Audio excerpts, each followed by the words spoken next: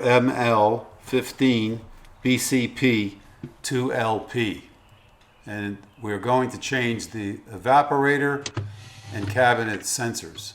Do that first by removing the left rail. You need a Phillips head screwdriver or a screw gun.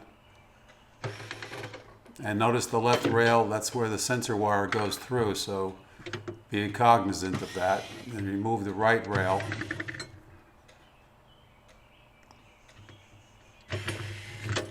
Take them on the side, put them on the side. Gather up your screws. Remove the rear panel. There's 3 screws on each side, and the rails have each 3 screws. The rear panel has a screw down on the bottom also. That's the sensor wire for the cabinet. Remove that. And then disconnect the harness for the sensor wire by pushing in the little tab at the top.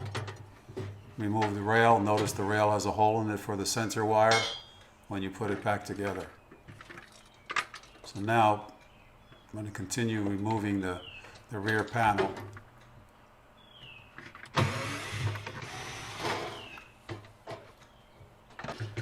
Okay, so you need to get the panel out of the way. So disconnect your harness for your evaporator sensor, and then remove the 2 cable ties that hold the sensor onto the evaporator,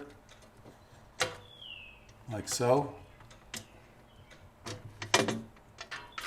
You want to disconnect the P-clamp that holds the sensor wire into the harness, and then remove the P-clamp from the old sensor wire and put it onto the new sensor wire, making sure that it's on the right way, because you want it to be flat against the wall in the back. Then reinstall the harness for the evaporator sensor. Install the P-clamp, and if the sensor falls out or comes out of the P-clamp, just gently push it back in.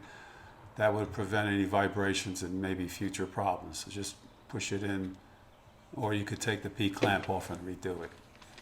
Take 2 small cable ties, let's say maybe 4 inches or so, and you want to reattach the sensor to the evaporator.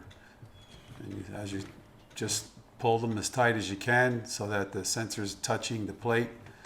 And when you're finished doing that, take a wire cutter and cut the excess cable wire off. You don't need that. Okay? Now reinstall the rear cover, making sure that the harness for the sensor for the cabinet is sticking out like so. Now you want to take your new sensor out of the bag. Your new cabinet sensor, that's the part number.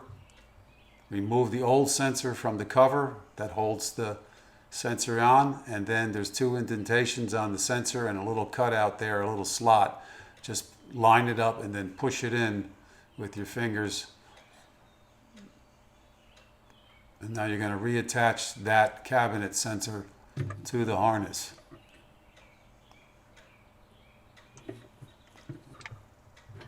Reattach any additional screws for the back plate.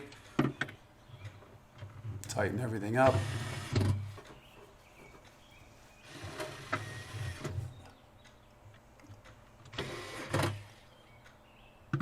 Now you want to reattach the left rail. Notice how the sensor wire goes through the rail.